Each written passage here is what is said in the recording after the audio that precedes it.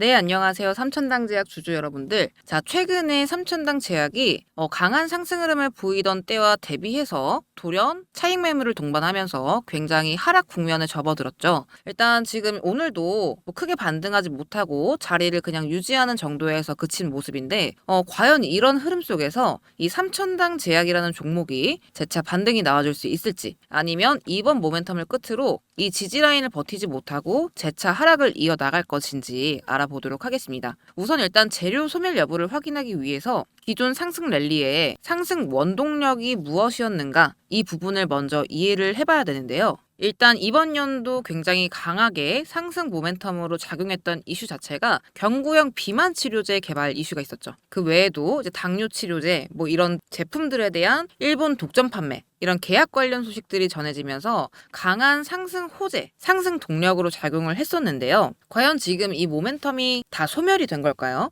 일단 차트 기준으로 보게 되면 가장 본격적으로 상승 탄력을 보였던 게 지난 3월부터입니다. 이때 일명 GLP-1이라는 비만 당뇨 치료제, 이 치료제에 대해서 유럽 독점 판매권, 이 판매권을 따내면서 상승이 본격적으로 스타트가 되었었고요. 이 계약 체결을 통해서 순차적으로 이 삼천당 제약의 외형 성장, 그러니까 파이프라인 증대겠죠. 이런 성장 기대감이 이제 주가에 반영이 되었던 건데요. 이때부터 결국 거의 200% 가까이 되는 상승 모멘텀을 보여줬죠. 자, 그런데 지난 7월을 기점으로 차익 매물이 나왔습니다. 다만 여러분들이 이제 좀 아셔야 되는 부분들은 이 삼천당 제약이 본격적으로 상승을 했던 요 시기, 3월이죠. 요 3월 시기가 국내 시장의 자금 흐름이 굉장히 불규칙했던, 그러니까 소위 말해 이제 시장을 주도해 나가는 메인 섹터가 없었던 그런 시기였습니다. 자, 그래서 자연스럽게 이 매수 세력들이 지난해 말부터 제약바이오 쪽에 눈길을 좀 주면서 3월달 들어서 이 제약바이오 쪽이 조금 더 다른 섹터보다 상승 탄력을 받았거든요. 그러니까 연말부터 지속된 이 제약바이오에 대한 관심도, 그리고 코로나가 재유행을 하면서 이 섹터 자체에 대한 모멘텀 자체가 좀 강력해졌습니다. 그 말인즉슨 삼천당 제약의 이때의 이 상승분에도 섹터 자체의 영향이 없을 수가 없었다라는 건데요. 이 삼천당 자체도 시장의 영향을 받아서 더 큰, 물론 상승할 만한 이슈기는 했지만 보다 더 큰 상승을 보여줬다라는 거죠. 그리고 여러분들도 잘 아시다시피 기본적으로 이 제약바이오 업종 자체가 업종 내의 특정 호재, 그러니까 개별 종목의 호재가 아니라 업종 내의 특정 호재의 영향을 다 같이 받으면서 일시적으로 투기 물량이 많이 몰리고, 소위 말해서 거품이 끼는 현상이라고 하죠. 그러니까 현재 가치 대비 훨씬 더 큰 상승을 보이는 그런 그림, 굉장히 익숙하죠.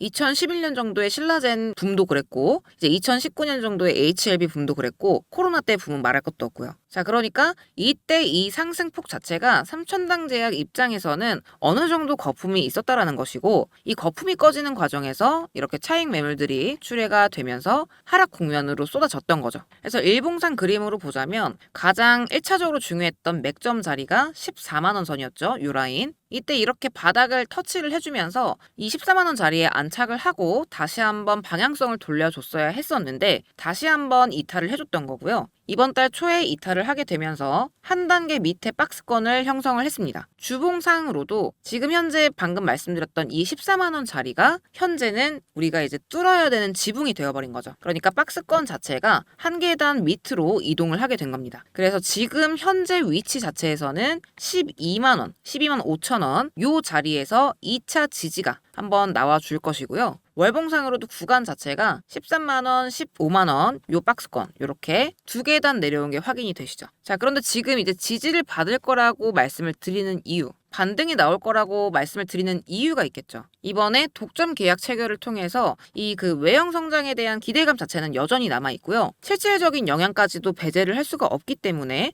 지금 이 상승분을 전부 반납하기보다는 적당한 타협점을 찾아서 1차적으로 리바운드성 반등이 나와줄 거라고 보는 거죠. 자, 지금 우리가 일봉상, 주봉상으로 봤던 자리, 그리고 월봉상으로도 확인되는 자리가 비슷합니다. 한 가지 꼭지점을 시사하고 있어요. 자, 지금 이 자리에서 빨간 선이 그어진 대략 12만 5천 원 정도 되는 자리, 그리고 월봉상으로 11선과 맞닿는 요 자리, 이 12만 5천 원 자리가 될 겁니다. 자, 그래서 기술적으로만 놓고 보더라도 최대한 이 12만 5천 원 선에서는 반등이 나와줘야 한다라는 거고요. 이 종목이 지켜줘야만 하는 자리인 거죠. 이 첫 급등에 양봉 25% 정도 되는 자리, 그리고 5월 달에 반등을 밀어줬던 저항 자리이자 이평선이랑 맞닿는 이 자리에서 반등이 한번 나와준 다음, 그 다음에는 본격 슈팅까지 당분간 그래도 박스권을 좀 유지를 하면서 흘러갈 것으로 예상이 되는데요. 이 종목이 현재 놓인 환경에 대해서도 얘기를 안 할 수가 없겠죠. 자, 일단 지금 현재로서는 이 제약바이오 종목들, 이 제약바이오의 가격 상승은 미국 영향이 굉장히 큽니다. 가장 크죠. 그런데 미국은 현재 지금 자국 의약품의 80% 이상을 수입에 의존하고 있는 실정이에요. 과연 미국이 기술력이 없어서 해외 기술에 의존을 하는 걸까요? 아니죠. 왜 그런가 하면 이 자국 기업들이, 미국의 자국 기업들이 상품성이 있는 제품들만 주력해서 생산하기 때문에 그런 건데요. 이런 미국 기업들의 사업 방향성 때문에 이 제네릭 의약품들의 해외 의존 비율이 완제품의 경우에는 63%,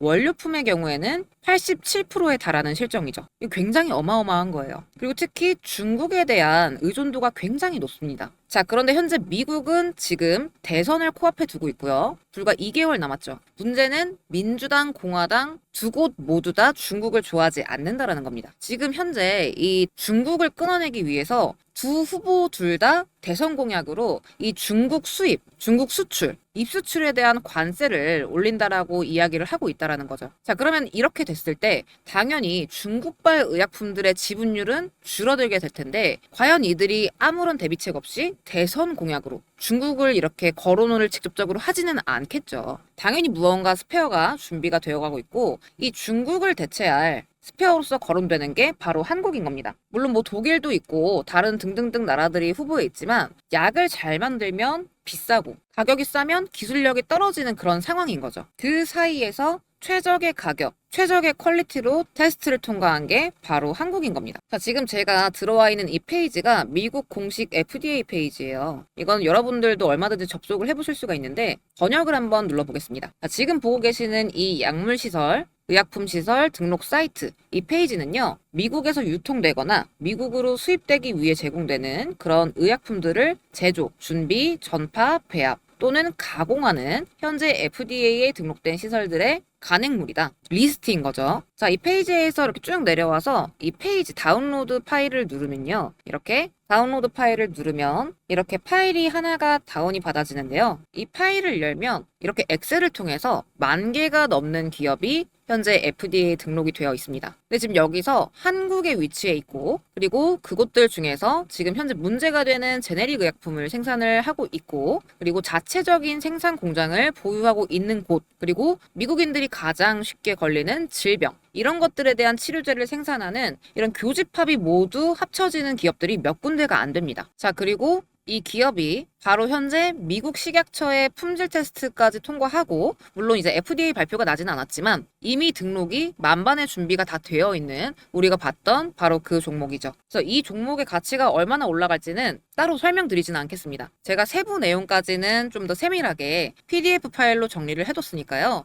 이어지는 내용들이 좀 세밀하게 궁금하신 구독자분들은 따로 말씀을 주시면 됩니다. 이 PDF 파일 다운받아 보시는 방법은 제가 영상 하단에 더보기란에 리포트 다운받으실 수 있는 구글 링크를 넣어놨어요. 간단하게 구독자이신지 체크해 주시고 제출 버튼 눌러주시면 됩니다. 자, 그리고 이런 내용들도 중요하지만 가장 중요한 건 사실 이런 이슈들 뿐만 아니라, 그렇다면 우리가 이런 흐름들 속에서 언제 매수하고 언제 매도를 하는지, 이런 세부 타점이 사실 가장 중요하죠. 그래서 제가 이 삼천당 제약의 상승 모멘텀을 포착해줄 이 화살표, 자, 제가 이렇게 화살표 신호들을 말씀을 드릴 때 좀 항상 강조를 드리는 부분이지만, 제가 이렇게 데이터화를 해두는 수식들은 이 매집 스타트 지점, 세력들의 매집 스타트 지점이랑 매집 종료 지점을 포착해 주는 것에 포커스를 맞춘다 라는 걸 이제 우리 구독자분들은 아실 거예요, 아마. 사실 가장 중요한 건 급등하기 직전에 매집 기간이죠. 이 해당 종목의 모멘텀이 좋고, 뭐 재무가 좋고,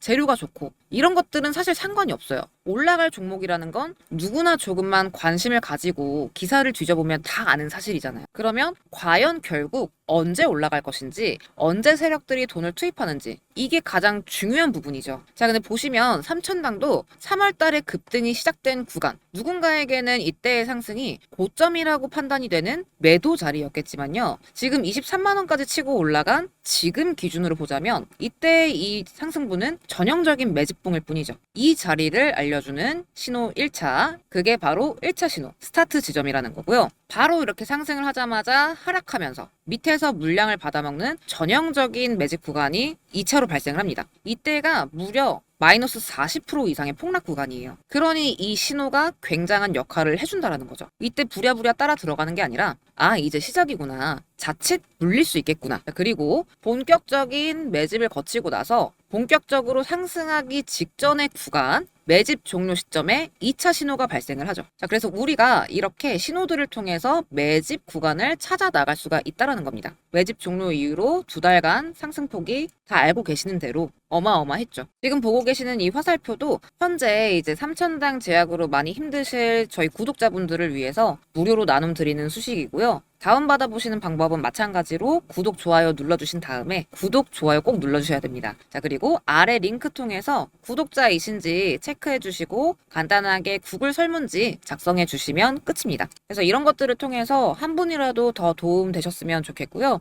오늘 영상 여기서 마무리 짓도록 하겠습니다. 오늘도 시청해 주셔서 감사드리고 다음 영상으로 다시 인사드리도록 하겠습니다. 감사합니다.